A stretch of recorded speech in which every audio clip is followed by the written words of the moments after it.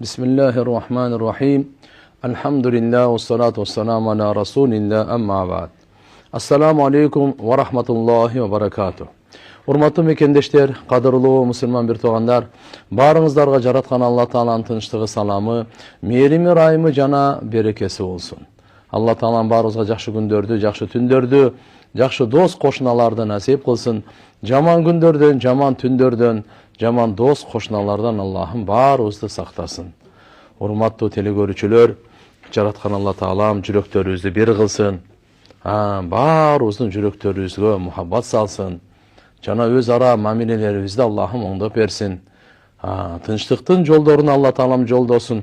Баарыбызды зулумдуктун, капырлыктын, ширктин караңгылыгынан имандын, адилеттүүлүктүн, жакшылыктын нуруна чыгарсын.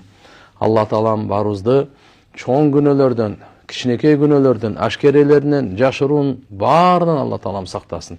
Көрүп аткан көздөрүбүзгө береке берсин. Угуп аткан кулактарыбызга береке берсин. Согуп аткан жүрөктөрүбүзгө, аял бала чакаларыбызга Аллахым береке берсин. Тообаларыбызды кабыл кылып, шүгүр кылуучулардан кылган болсун.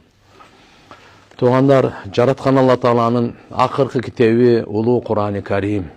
Бүткүл адамзатка жашоонун жолдомосу. Кур'ан-ы Карим ырайымдуу жашоону үйрөтөт. Адилеттүү, таза жашоону, уяттуу жашоону үйрөтөт. Ынтымактуу жашоону үйрөтөт. Кур'ан жараткан Алла Тааланын, бул ааламдын кожоюну, ааламдын ээси, жаратуучусу, сиздин биздин робубуз, жаратуучубуздун китеби бул. Пайгамбарыбыз Мухаммад алейхиссаламга 23 жыл тынбай түшүп турган. Пайгамбарыбыз Мухаммад алейхиссалам 23 жыл Куранды окуп, жеткирип, маанилерин түшүндүрүп, Куран менен тарбия кылды, Куран мүнөздүү кылды. Куран менен сахабаларды батыр кылды, бардыгын берешен, жөнөкөй кылды. Улуу Кур'ан-ы Карим менен мурунку, кийинки бардык акыйкатты ачты. Ошол Кур'ан, Алла Тааланын улуу Кур'ан-ы Карими 114 сүрөдөн турат. Мына ушул сүрө 114 сүрөнүн ар бири мужиза. Каф сүрөсүндө өткөнкү сабакта Каф сүрөсүндө келген элек, ошол жерде өтүп атты. Бүгүн улантабыз Кудай кааласа. Андыктан улуу касиеттүү Кур'ан-ы Карим менен достошойлу, келиңиздер сырдашайлы, Куранга маани берели, көңүл бурайлы. Анткени бул Кур'ан-ы Карим сизди бизди жакшылыкка жолдойт. Бейиштин эшигине чейин жетелеп алып барып кое турган мына китеп Кур'ан. Кур'анда жараткан Алла субханаху ва таала айткан, адам баласын кылган амалдарын бардыгы булар жазылып турат. Мурунку сабактан кичине баштап өтпөсөк түшүнүксүз болуп калбасын. Адамдын алдында периштелер бар. Алар болсо ар бир сөзүн, ар бир кылган иштерин жазып турат. Бунун көптөгөн пайдалары бар. Вот ошонун үчүнчүсү, амалдар эмне үчүн жазылат, жана китепте эмне үчүн сакталат дей турган болсок, кыямат күнү ар бир адамга адилеттүү, ар бир адамга кылган ишине жараша чечим чыгарат. Жараткан Алла Таалам бу дүйнөнү сыноо дүйнө кылып жаратты. Кыямат күнү жыйынтык дүйнөсү. Дүйнөдөгү балагаттан толуп, жан бергенге чейинки убакыт ушул сыноо убактысы. Алла Таалам 24 саат адам баласын сынайт. Берип сынайт, алып сынайт, оорутуп сынайт, сакайтып сынайт, кайгы берет, кээде курсанчылык берет, ток кылат, ачык кылат. Ар кандай Алла субханаху ва таала бир да адамды сыноосуз бул дүйнөдөн өткөрбөйт. Ошон үчүн мынакей сыноо боюнча жараткан Алла субханаху ва таала ошо сыноодо кандай бул амал кылды, кандай сөздөрдү айтты, ар бирин жаздырат дагы периштелерге китеп катарында иреттеп кыямат күнү ар бир адамдын колуна өзү берет. Икра китабак кафа би нафсика ал-йавм алейка хасиба. Китебиңди оку дейт. Ошо китептин автору сиз, мен, ар бирибиз өзүбүздүн китебибиздин авторубуз. Ошол китебиңизде өмүр таржымалыңызда каерде, кайчан, кандай абалда амал кылсаңыз баары жазылат. Бардык сүйлөгөн жазылат. Бардык амалдар жазылат. Бардык ниеттер, каалоолор, ошонун бардыгы туугандар ошого жазылат. Мынакей ثالثا أن يعلم العبد أن أعماله تكتب عليه وتحفظ في كتابه. Pende bilsin deydi, anın amalları жазылады eкен дағы, жана сакталады экен китебинде. Hatta ida ja yawman qiyama, kıyamet kıyamga gelgende uridat ala ruusil ashhad. Oşu kitepleri güölördün başında bardana görsetülöt. Fa in kanat a'malan salihah. Yemi bir adam bu dünyaya gelip durup jakşı amaldарды kıldı. Denesinden, kolu menen, putu menen, tili menen, oyu menen, gözü, kulağı menen, kıskası bardık denesinden çıkan amallar jakşı bolsa, ve akvalen tayyiba, jakşı sözler söylegen, fariha bidalik, buga kursant bolat eken. Ve surra sururan, aga ayavay kuvanat eken. Aziman ve yu'ti kitabahu biyamini, jana anın kitebi olsa, oң жағынан берилет экен да. Жана айтылынат экен ал. Ва хува якул, ошондо оң жағынан берилгенде, ва хува якул му'линан сурураху ва гибтатаху. Ал ошо кубанычына батпай, ошо жарыя кылат экен. Ха умуқрау китабия.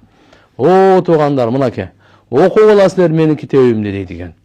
Allah subhanahu wa ta'ala Kur'an'da aytip koygan فَأَمَّا مَنْ أُوتِيَ كِتَابَهُ بِيَمِينِ فَيَقُولُ هَا أُمُقْرَؤُوا كِتَابِيَ إِنِّي ظَنَنْتُ أَنِّي مُلَاقٍ حِسَابِيَ فَهُوَ فِي عِيشَةٍ رَاضِيَةٍ فِي جَنَّةٍ عَالِيَةٍ قُطُوفُهَا دَانِيَةٌ كُلُوا وَاشْرَبُوا هَنِيئًا بِمَا أَسْلَفْتُمْ فِي الْأَيَّامِ الْخَالِيَةِ.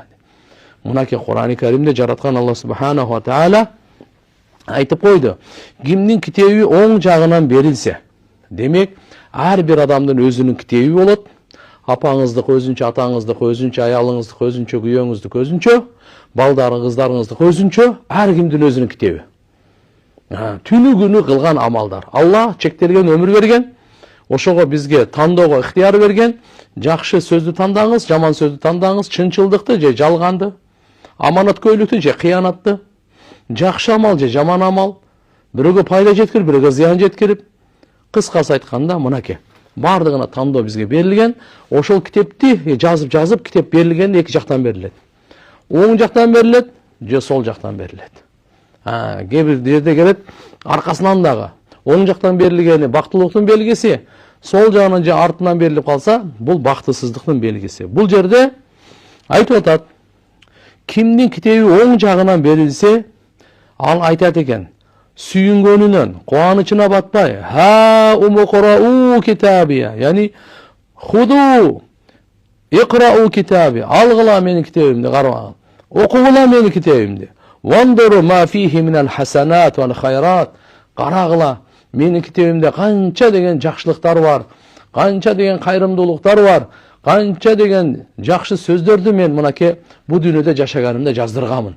Zikirleri olsun, namazları olsun, kayrımdılıkları olsun, Kur'an okuğu olsun, adiletli çeçim çıkarı olsun, adamlardan eldeştirgen, başın biriktirgen olsun, sabırdoluk olsun, kiçbeyillik olsun, şükürçülük, kengpeyillik olsun, gayratlılık olsun, bardığı жазылат экен. Мүнөзүбүз дагы, амалыбыз дагы, ишенимдерибиz дагы, Алла Таалага болгон сүйүүбүз, коркуубуз, үмүтүбүз баары жазылат. Ошонун баардыгында мынакей окугула дейт экен. Канча деген жакшылыктар бар депчи. Айтат, мен бекем ишенет элем. Инни зананту, бекем ишенет элем мен. Шек күмөнсүз, анни мулакин хисабия, мен сөзсүз эсеп китебиме жолуганмын. Ошол эсеп ушуга, ошол күнгө ишенет эле да.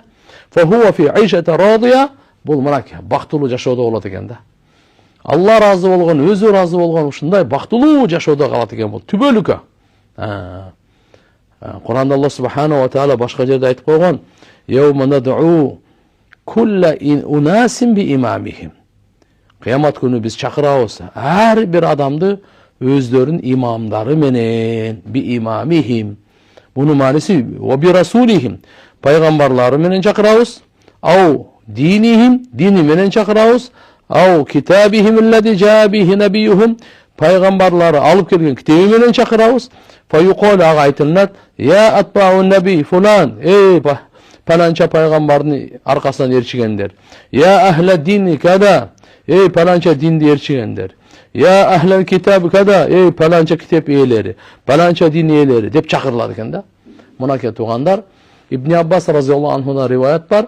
bu dүйнөдө жакшыбы, жаманбы, кимдин артынан ээрчиген болсо ошосу менен чогуу чакырат экен.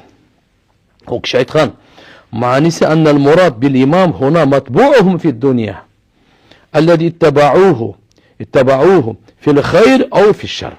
Жакшылыктабы, жамандыктабы кимдин аркасынан ээрчип жүрдү? Фил худа, туура жол табууда, ау фил далал, же адашууда. Кимдин артасынан ээрчип жүрсө, ошо менен чогуу Алла Таалам чакырат экен. Yawma nad'u kulla unasin bi imamihim. Adamдын ар бир адамды өздөрүнүн имамы, башчысы менен, жол башчысы менен биз чакырабыз дейт.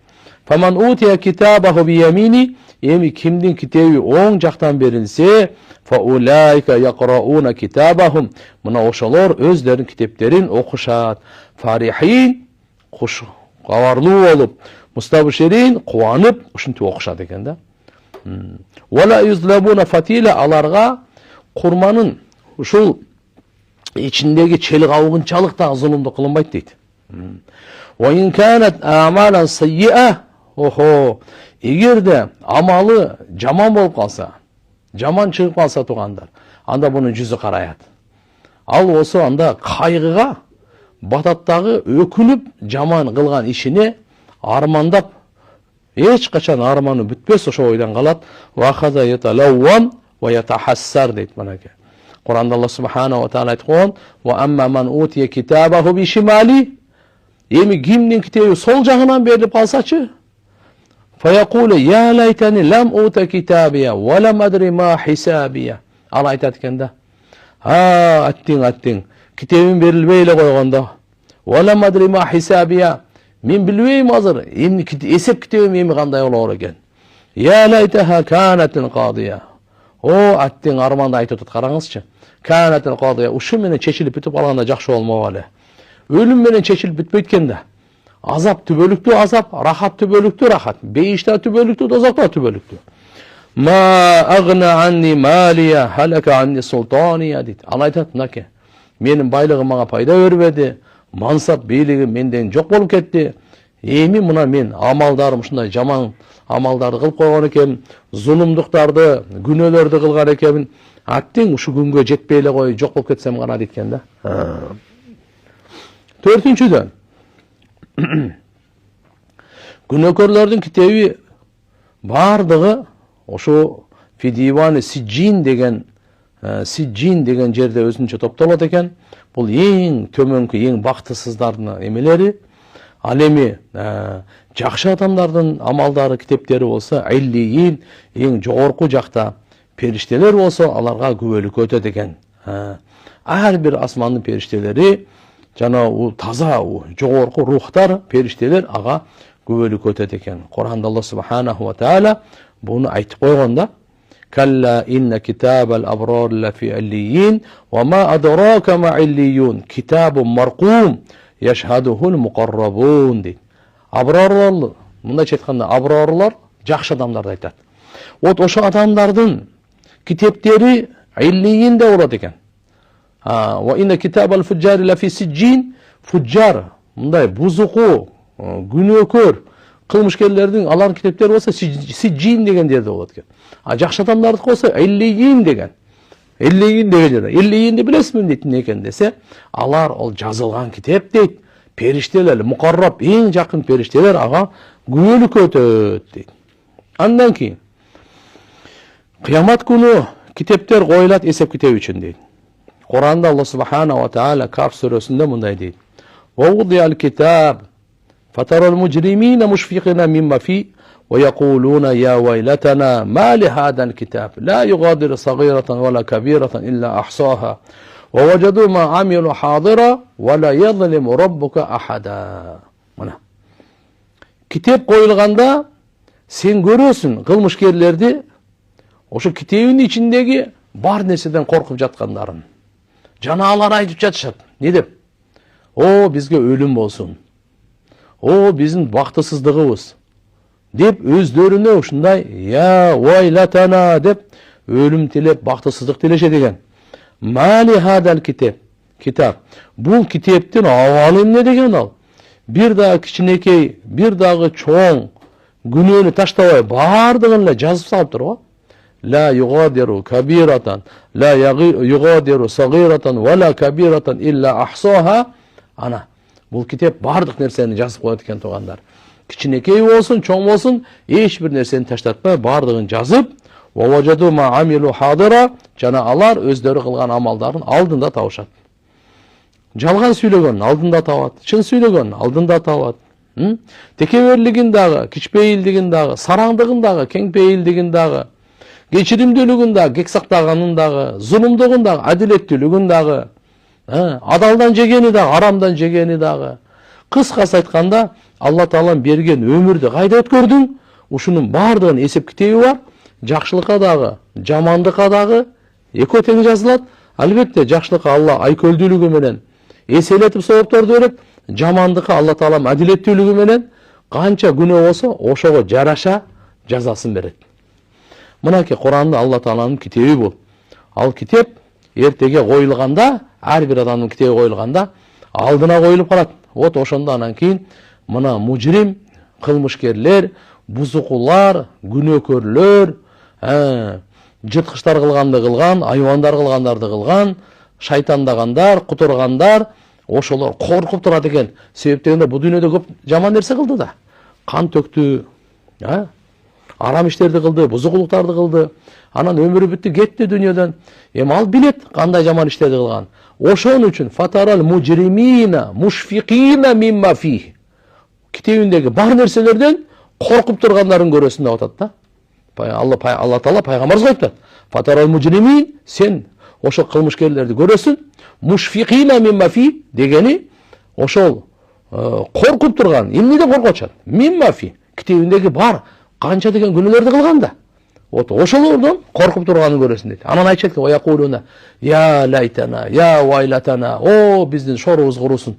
О бизге мынакей өлүм болсун деп өздөрүнө мынакей вайл, бактысыздыкты тилеген. Анан айтат экен, мали хадал китаб. Бул китептин абалы кандай деген китеп бул. La yughadiru saghiratan wa la kabiratan illa ahsaha. Бир да чоң кичинекей күнөөнү таштабай бардыгын тактап жазып салып тур го дейт. Мынакей эч бир нерсе калган эмес да. Андан кийин وَوَجَدُوا مَا عَمِلُوا حَاضِرًا. Алар кылган амалдарын өз алдында табышат. Бардыгын өз алдында табышат. Кайып болуп кетпейт. وَلَا يَظْلِمُ رَبُّكَ أَحَدًا. Сен Роббуң бирөөнө дагы зулумдук кылбайт. Тугандар, жараткан Алла Таала райымдуу зат. Залым эмес. Зулумдукту арам кылган. Зулумдукту аламга дагы, адамга дагы каалабайт. Алла Субханаху ва Таала райымдуу. Бирок ошол учурда эле каардуу. Каардуу деген мааниси кахар. Бул Алла Субханаху ва Таала бирөөдөн коркуп калбайт бул.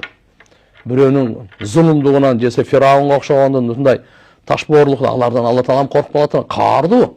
Ким күнөө кылса өзүнө жараша Алла Таалам жазасын бергенге Алла Таалам каардуу ал. Демек, бирок залым эмес. Алла Таалам залым эмес.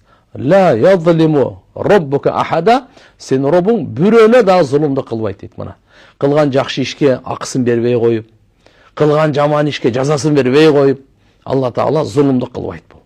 Ошон үчүн кылган жакшылыктарды көбөйтүп берет наоборот Алла, айкөлдүүлүгү менен. А зулумдуктарды адилеттүүлүгү менен жазасын өзүнө жараша берет да.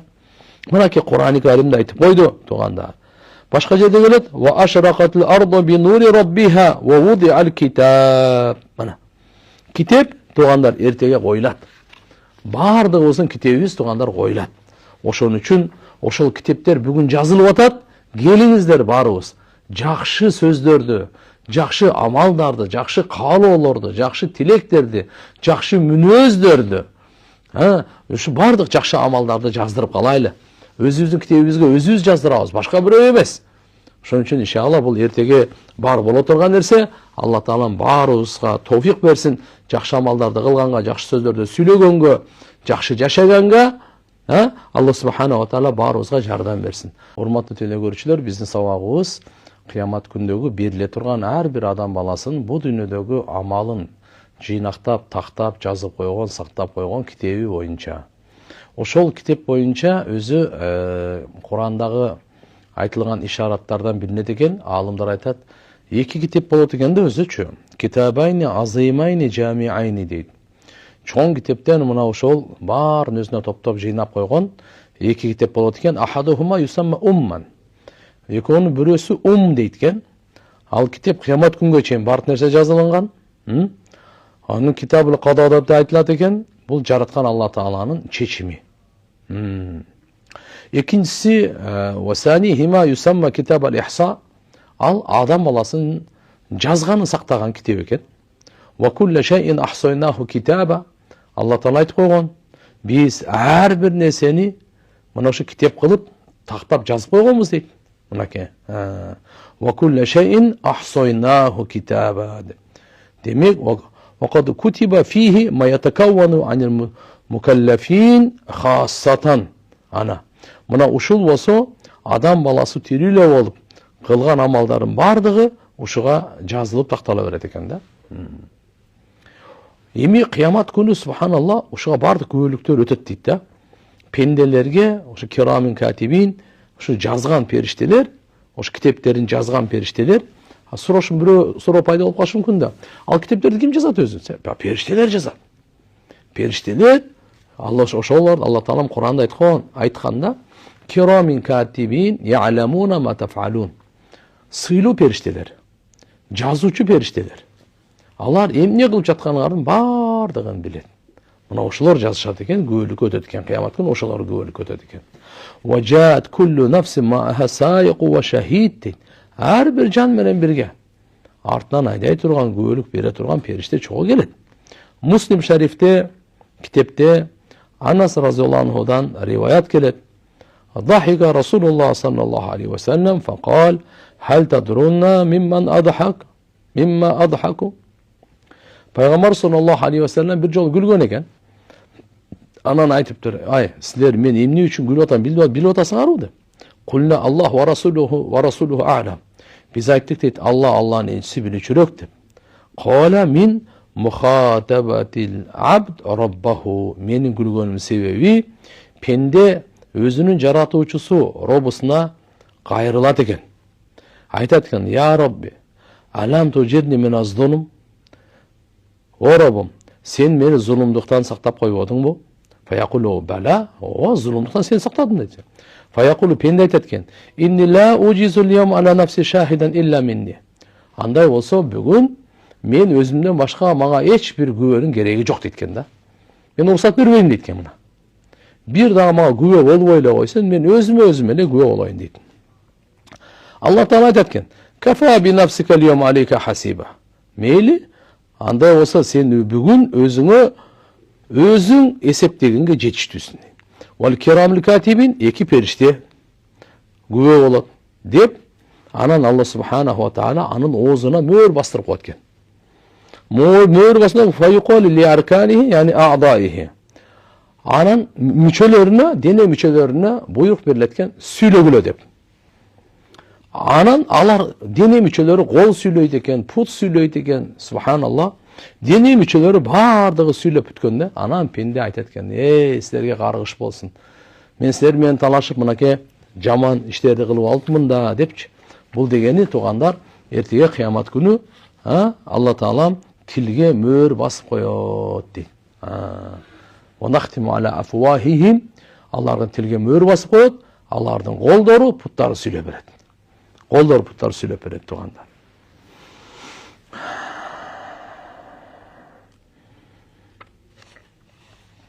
Hadiste келет, Пайгамбарыбыз саллаллаху алейхи ва саллям айтат, Алла Таала пендеге мындай дейт экен. Эртеге бардык ошол жазылган китептерин ачып көрсөтүп туруп, аздаламака катабати ал-хафизун, сага зулумдук кылдыбы менин сактоочу, жазуучу периштелерим дегенде, ла я Раб, зулумдук кылган жок деп жооп берет экен. Афалака узур, сен үзүрүң барбы десе, болсо да ла я Раб, үзүрүм деле жок дейт экен да. Себеп дегенде ошол жерде туугандар, эртеге Алла Таалам амалын көрсөткөндө мен буну кылбай койдум деп, bundan 100 үйүрүп бет тарта албайт экен эч ким. Себеп алдына болуп турса, барды кылган амалдар алдына жыйнап алып келсе, ким аны жок деп айта алсын? Эч ким жок дей албайт. Валадайна китабун янтиqu bil haq wa hum la yuzlamun. Мынакей айтып койгон Алла Таала, биздин алдыбызда китеп бар, акыйкатты сүйлөй турган дейт. күнүмдүгүсүн күнү жазылат экен дагы. Алланын алдына барып, алхамдулилля, мынакей периштелер отчетун берип турат. Булар бардыгы сакталып турат. Эч кимге зулумдук кылынбайт. Ошондуктан келиңиздер туугандар, биз эртеге амалыбызды китебибизге жолукканда кубана тургандай кааласак, анда бүгүн жакшы кубана турган амалдарды жаздырайлы да. Пайгамбарыбыз бир хадис айтат. Даңк болсун, жакшылык болсун дейт. Кимдин амал китебинде истигфар көп табылса. Ал не дегени? Ким астагфируллах, астагфируллах, астагфируллах ва атуб илейх, же астагфируллах лади ла илаха илля хуал хайюл кайюм ва атуб илейх. Истигфарды көп айтып жүрсөк, бир күндө 200дөн, 300, 1000ден кылып, канча өлгөнгө чейин канча көп айтсак, ошолор баары жазылып, пайгамбарыбыз айтат, кыямат күнү китебин караганда кимдин китебинде истигфар көп табылса, ошол адамга даңк, ошол адамга бакыт болсун деп, мына пайгамбар саллаллаху алейхи ва саллям мындай дуа берген. Эми Куранды карасак, "Яума таджиду куллу нафсин ма амилат мин хайрин мухдара ва ма амилат мин суди." Ар бир жан кыямат күнү өзүнүн кылган жакшы амалын алдында табат. Жана кылган жаман амалын дагы алдында табат. Бул аят бизге эмне деген сабакты берип атат туугандар? Эртеге кыямат күнү ар бир жан бу дүйнөдө кылган жакшы иштерин алдында табат экен, жаман иштерин дагы алдында табат экен. Жакшы иштери жоголбойт. Жаман иштер дагы жоголбойт. Бардыгы кандай болсо, ошо баарды жазылат, ал табат алдына. Ошон үчүн жаман иштерден сактанайлы. Андан эгерде кокустан инсандык болуп мындай болуп калган болсо, анда кечирим сурайлы, истигфар кылайлы. Биз менен Алланын ортосунда болсо тооба кылайлы. Пенде менен пенденин ортосунда болсо акысын берейли. Бирөөнүн бир нерсесин алып койгон болсок, же жала жаап койгон болсок, же ушактап койгон болсок, же бирөөнү кордоп койгон болсок, үстүнөн шылдыңдап маскарлап койгон болсок, артынан сүйлөп койгон болсок, кыскасы кандай болбосун адам акысынан коркойлу. Дагы бүгүн маселелерди чечип алайлы, ахиретке таштабай. Алла Таала менен дагы акысын, Алланын акысы бул ибадат. Ошон үчүн намаз, орозо, зекет, ажылык бул Алла Тааланын акысы туугандар. Кур'ан-ы Каримде Алла субхanahu ва таала мындай дейт: "Ва жаат сакратул маут бил хак, залика ма кунта минху тахид, ва нуфиха фис-сур, залика яумул ваид, ва жаат куллу нафсин ма'аха саиqu ва шахид, лакад кунта фи гафлатин мин хада, факашафна анка гитаака, фабасарука ал-яума хадид, фабасарука ал-яума хадид." Мынакей сакаратул маут, өлүмдүн катуулугу келгенде акыйкат менен. Бул жерде Алла субхanahu ва таала кабар берип атат, кичинекей кыямат боюнча ал маутул инсан, адамдын өлүмү. Вал кубра, экинчиси чоң кыямат бар. Ал кайсы десе кыямун нас ли роббил аламин, бүткүл адамдар Алланын алдына турган күнү, ал чоң кыямат. Эки кыямат бар туугандар. Кичинекей кыямат адам өлгөндө башталат. Чоң кыямат бул аалам талкаланганда, аалам өлгөндө башталат. Адам өлгөндө кичинекей кыямат, аалам өлгөндө чоң кыямат. Бардык адамдар Алланын алдында тура турган, ал чоң кыямат. Кичинекей кыямат, пайгамбарыбыз айткан саллаллаху алейхи ва саллям, "Ман мата факад камат кыямату." Ким өлсө, аны кыяматы башталды. Кыяматы кайын болду, аныкы башталды. Ошон үчүн мына жерде Алла субхanahu ва таала айтып аткан, инсан ахиретке четке каккан, эсеп китепти четке каккан, ошондо инсанга сакаратул маут бил хак, өлүмдүн катуулугу эсин оодара турган. Ал акыйкат менен келет. Сакарат оңой тамаша эмес. Бил хак аллади кана юнкируху. Ал ошо акыйкатты четке кагат эле. Кандай дейт эле? Жок дей берет эле, ахирет жок дей берет эле, эсеп китеп жок дей берет эле. Жана андан мейил болот эле.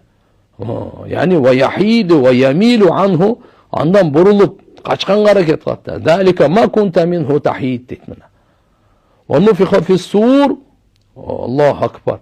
Ал кайсы десе, ал бүт ошол жерде рухтардын бардыгы барзах ааламында топтолгондо кийин ар бир жан өзүнүн ошо аркасынан айдап бара турган периштеси менен жана күбөлүккө өтө турган периштелери менен чогуу барат дейт. Чындыгында сен ушудан бекапар элең дейт. Бирок сенден биз парданы биз ачтык. Эми сенин көзүң бүгүн тахид өтө курч көрүп калды. Көрбөгөндү көрүп калды дейт. Хаддун тахид деген маани мына. Хаддун нафизун, яни ябсуру ма лам якун юбсир мин кабл. Ал мурда көрбөгөнү ушу көрө баштайт дейт. Себеп дегенде акыйкаттын пардасы ачылды. Бу чындыкты уже көрө баштады дейт.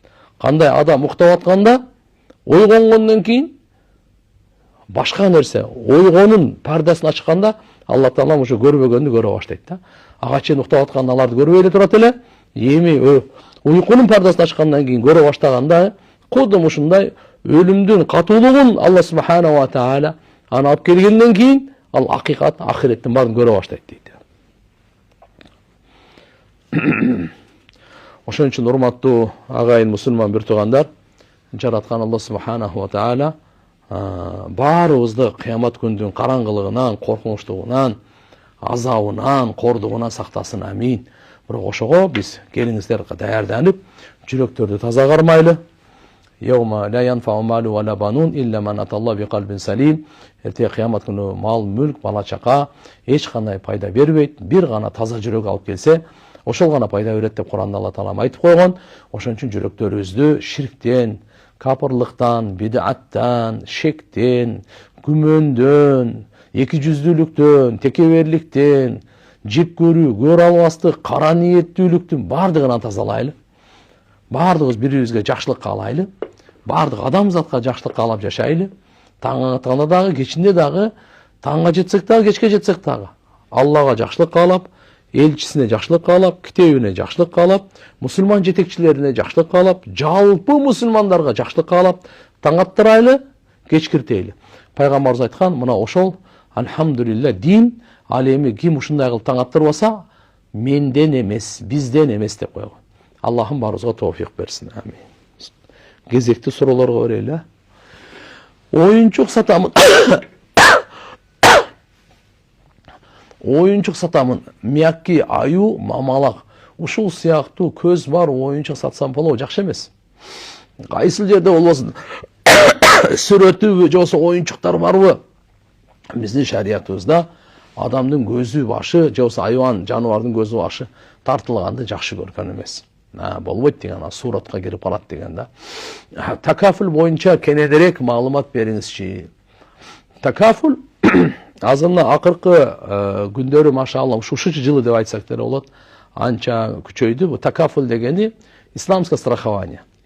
Ислам камсыздандыруу, ушуну арабча такафул деп коет. Таамин ислами деп да коет. Кандай болгон чакта дагы алхамдулилля бул Европада мурун эле баштап неме кылып келип атышкан.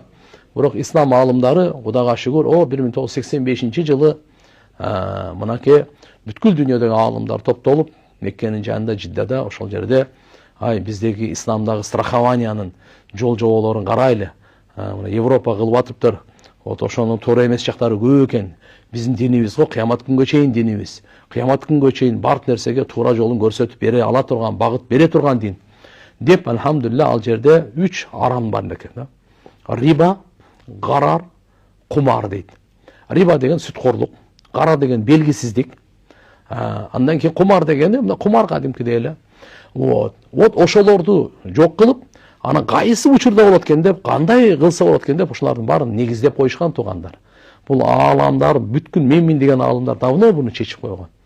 Азыр ошого алхамдулилля мына Малайзияда, Саудияда, ошо мына жакы араб мамлекетинин почти что бардыгында эле, биягы Пакистан, биягы Турция бардыгында, Судан бардыгында эле канча жылдан бери такафул жүрүп атат. Такафулдун эми мындай айтканда негизи такафул эмне десе, бири-биринече ашар жолундагы камкордук, жардам берүү. Ушунун негизинде курулганда такафулчу акча табуу эмес. Мисалы баарыбыз страховать эткенибизде любой адамдын башына кайгы келип калышы мүмкүн. Ошол жерде ошол акча менен бирөөнүн кайгысын бүтүрөт да. Мисалы 1000 адам страховать эткен болсо, бир адамдын башына кайгы түшүп калса, ошо 1999 адам ашар жолунда жардам берип атат да. Мына ошону кыска нуска айтып атканда мына такафулдун негизи бири-бирине кепилдикке өтүү, ашар жолу менен, кыскасы алдын ала кырсыкта, ошого иши Кудай сактасын, кээде мына автомашина кырсыкка учурап калат экен, кээде үйлөр кырсыкка учурап калат экен, кээде адамдын ден соолугу, кээде адамдын өмүрү болуп калат экен, кээде ушул билип билбей күтпөй турган жерде эле жер көчкү басып кетет, жер титирөөлөрү болуп кетет. Эми ар кандай кырсыктар бар да. Вот ошону бирөөнүн башына коюп кое турган болсо, бул кыйыныраак болуп калат. Бирок эгерде ошону миңдин башына кое турган болсо, бул жеңил болот да. Пайгамбар саллаллаху алейхи вассаламдын дагы мына берекелүү хадистерде мынакей аалымдар баары эле билет буну. Эгерде бирөө-бирөөнү кокусунан өлтүрүп алса, атайлап өлтүргөн жок да, кокусунан өлтүрүп алды. Кокусунан өлтүрүп алды. Эми ошонун мойнуна эмне болот эми ал? Кунун төлөш керек. 100 төө. Bir adam 100 төөнү төлөп бериш кыйын. Пайгамбарыбыз кандай кылган? Ошону акила деп коет, ошонун туугандары, жакындары, же болбосо чогуу бир компанияда иштеген болсо, ошо компаниянын шериктештери, өнөктөштөрү, кыскасы ошолорго бөлгөн да. Көрбөйсүзбү? Ошо бирөөнүн башына кыйын келип калбасын деп бардыгына бөлүп атат да. Мына ушул биздин туугандар мынакей такафул деген мааниси ушул. Албетте, бундун дагы өтө жолдору көп. Көбүнчө мына музараба деп коет, анан вакала деп коет, гибридный деп коет, музараба плюс вакала деп коет. Кудай кааласа иншалла акырын иншалла азыр эми Кыргызстанда да жанданып атат. Ислам жолундагы страхование. Ошон үчүн баарыбызды кандай страхование деп, бунун өтө берекеси көп да. Биринчиден сиз как мусулманга катары өзүңүздү да страховать этип, экинчиси жардам да берип атасыз башка мусулмандаргачы. Үчүнчүсү ошо акчанын баардыгы эле кырсык эле боло бербейт да. Киши туруп калган болсо, ошол компания өзү ээлик кылбайт. Аманат катары сиздер ошо шериктеш менен, участниктер менен чогуу ошону бир жакшы проекттерге салат дагы, андан акча түшсө, бечаралардын мынакей кайгысын чече турган, социалдык проблемаларды чече турган такафулдан өткөн күчтүү инструмент жок. Ошон үчүн эгерде такафул бизге акыйкаты менен элибиз ушуну жакшы түшүнүп, алымдарыбыз тактап, сонун кылып кеңеш кылып бере турган болсок, баарыбыз ушул жерге катыша турган болсокчу, Кыргызстанда Кудай кааласа өтө береке болуп, социалдык проблема бүгүнкү күндөгү ооруп аткандар, өлүп аткандар, кырсыктап аткандардын көбүнө жардам болот да бул. Мына кыскасы ушундай, мына суроолор да көп да. Мен такафулду билеричке айтып берсем, азыр суроолор баары өтүп кетет. Да Кудай кааласа башкача да жооп беребиз да керек. Салам алейкум устаз. Кыйбаттан кантип кутулсам болот? Кыйбат кылбай эле коюң, эмне болду? Бирөөнүн айыбын айтканда эмне кыласыз? Сизден да Алла Тааланы жакшы билет. Кыйбат ошол бирөөнүн айыбын айткан, ага жакпайт. Ошондо аны айтпай эле коюң. Ошончо айткыңыз, тилиңиз кытышып атса айтып коюң. Алла хидаят берсин болду деп. Мен өзүмдү оңдоп алайынчы. Мен өзүмдө айып жокпу? Деп өзүбүздү эле оңдойлучу айнанай. Биз азыр ушуга өтүп кеттик да. Баардыгы жаман, мен жакшы да. Бул исламдын принципи мындай эмес. Андай эмес. Зунну бил муъминина хайра. Момундар тууралуу жакшы күмөндө болгула. Иттахиму анфусакум. Өзүңөргө жала жапкыла дейт мынаке. Мен жаман, бул жакшы десек, ошондо оңолобуз. Сен жаман, мен жакшы десек, шайтан болобуз. Шайтан себеп ушинтип айтканда, ана хайрун минху деген адам атабызгачы. Мен периштелерге сабак берип жүрөм. Бул адам ким? Топурактан жаралган. Ана хайрун минху. Мен сенден жакшыракмын деп, ошон үчүн шайтан болду да. Ошон үчүн мен сөзүмдүн да далили ушул. Эгерде сенен мен жакшымын десем, болдум да шайтан болосуң, шайтандын досу болосуң. Устаз, жакшы иш кишиге турмушка чыгыш үчүн эмне амалдарды кылышым керек дейт. Машалла. Алла разы болсун. Жакшы эми бул Алладан. Бирок бизден аракет болуш керек. Биринчи өзүңүз жакшы болуңуз. Мүнөзүңүздү, ишенимиңизди, амалыңызды оңдоңуз. Анан кийин таква болуп, мисалы, жакшы дуа кыла бериңиз, Алладан үмүт үзбөңүз эч качан. Жараткан Алла Таалам адамдын тилегин кабыл кылат, адамдын тилегин угат. Ошон үчүн дайыма жакшы ниетте жакшы дуа кылыш керек. Жакшы, алхамдулилля. Устаз, азыркы доордо балдарды кандай кылып тарбиялоо жакшы? Балдарды эң биринчи алардын ыйманы, амалы, мүнөзү, анын бардыгынча бир жакшы насаат менен, боорукерлик, мухаббат менен тарбиялаш керек. Уруп чаап эмес эми. Азыр доор интернеттин доору, азыр технологиянын доору. Ошон үчүн ошо менен айкалыштырып алып кетишибиз керек да.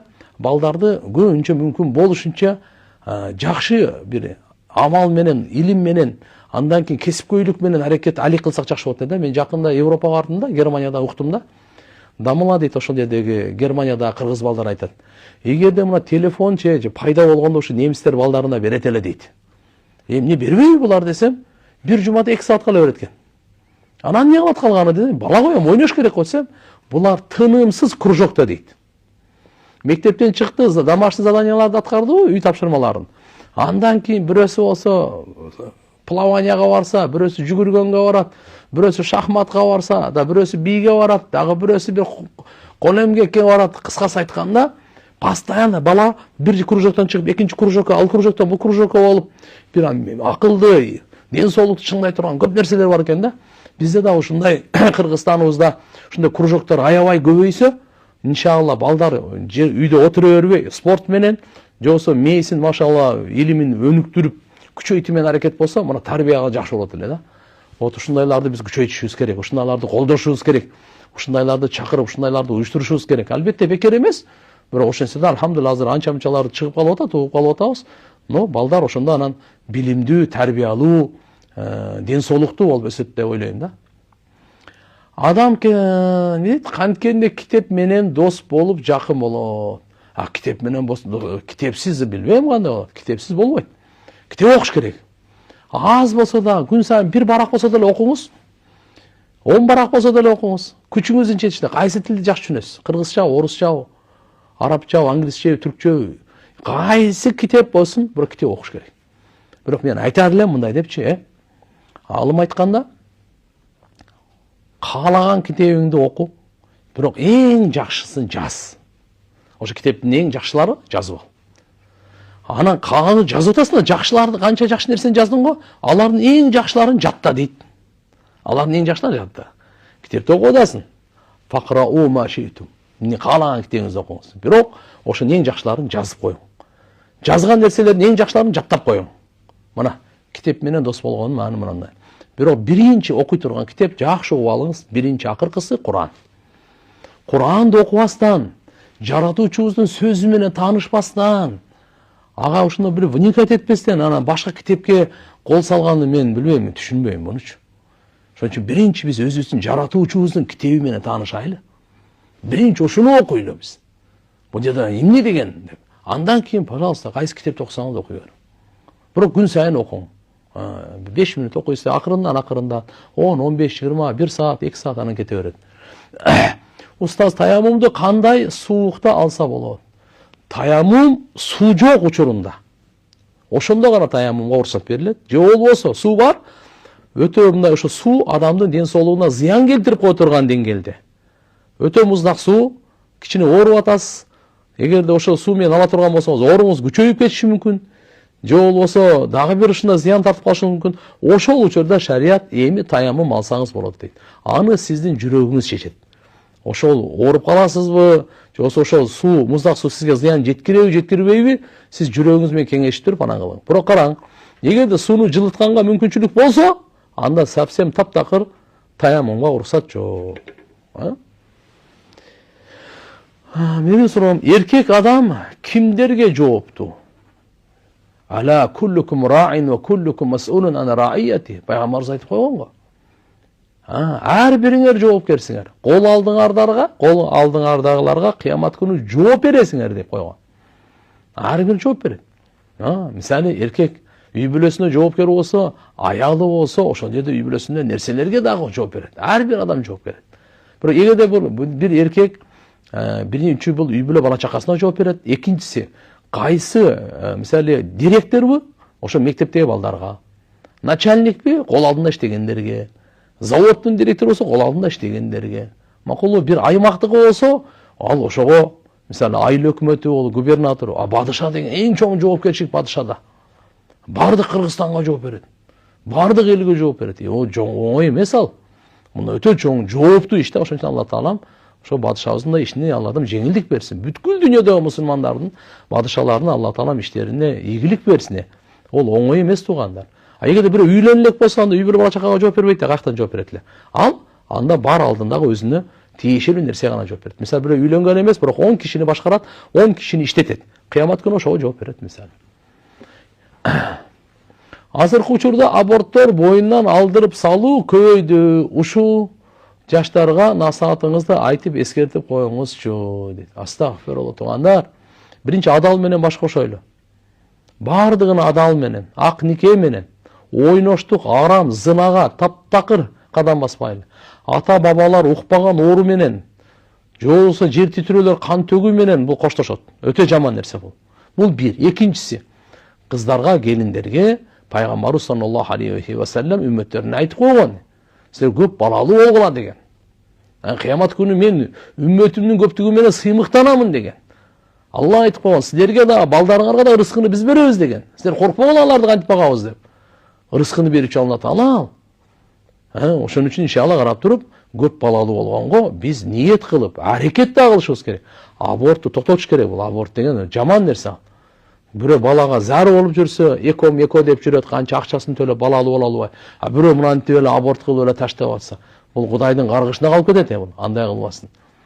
Биринчи эгерде ден соолугу жаман болсо, анда ден соолугун чындап туруп, андан планировать этиш керек. А эгер ден соолугу жакшы болсо, жөндөн эле аборт кылган өтө чоң күнөө бул.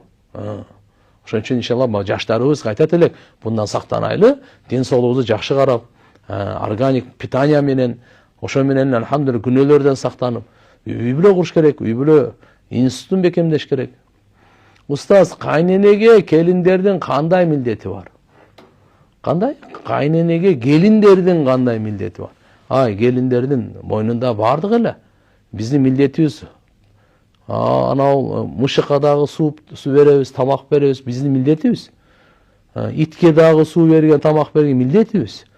Кудум ошондой эле адамдарга дагы алхамдулилlah кайненеге кандай эле. Мусулманды мусулманга болгон 5 милдети бар. Пайгамбарыбыз айткан. Салам берген саламга жооп бериш керек. Чүч көрүп алхамдулилlah десе ярхамукалла деш керек. Ооруп калса сөзсүз абалын ден соолуктарын сурап коюш керек. Бул тааныбаган мусулманга деле. Кайнене азыр жакын мен айтып берем азыр. Андан кийин ооруп калса дедикпи? Чайга чакырса чайын кабыл алыш керек, өлүп калса жаназасына барыш керек. Эми туугандар, милдеттер бизге өтө эле көп. Кыла турган жакшылык каалоо өзүнчө. Пайда жеткирүү өзүнчө. Кайгысын бөлүшүү өзүнчө. Көңүлүн көтөрүү өзүнчө. Жаман сүйлөбөй, ушактабаган бул өзүнчө. Колунан келген кызматын, келбегенин айтпай эле турам. Колунан бир кызматка келет, ошону кылбай койгон, жакшы эмес ал. Ошон үчүн иншалла биз аларга мисалы милдеттүү түрдө кызмат кылып кул болсун деп аткан жерим жок мен. Бирок алхамдулилlah шарапаттуу аялдар бардыгы кайненелердин дуаларын алып бактылуу болушкан. Ошону жакшы түшүнүп коюш керек да. Так мисалы туура фарыз эмес. Фарыздын деңгээли ал бөлөк. Бирок мойнундагы пайгамбарыбыздын чакыруулары ал бөлөк нерсе да.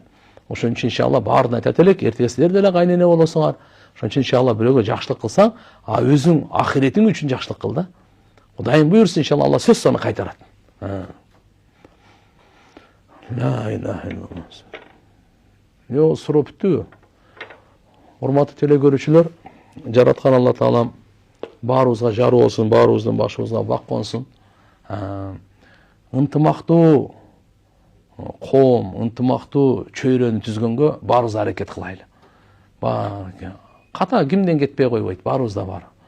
Бирибиздин катабызга көз жумганды үйрөнөйлү. Бирибиздин кемчилигибизди бирөөлөргө айтпай, жеке чыгарып бетке айтканды үйрөнөйлү. Ошондо дагы бир мухаббаттын негизинде, жакшы көрүүнүн негизинде айтканды үйрөнөйлү. Жараткан Алла Таалам элибизди, журтубузду, мамлекетибизди ар кандай кырсык, бале, келишпестиктерден Алла Таалам сактасын. Жараткан Алла Таалам руханий дагы, материалдык дагы өнүгүүнү элибизге, мамлекетибизге насип кылсын. Ассаламу алейкум ва рахматуллахи ва баракатух.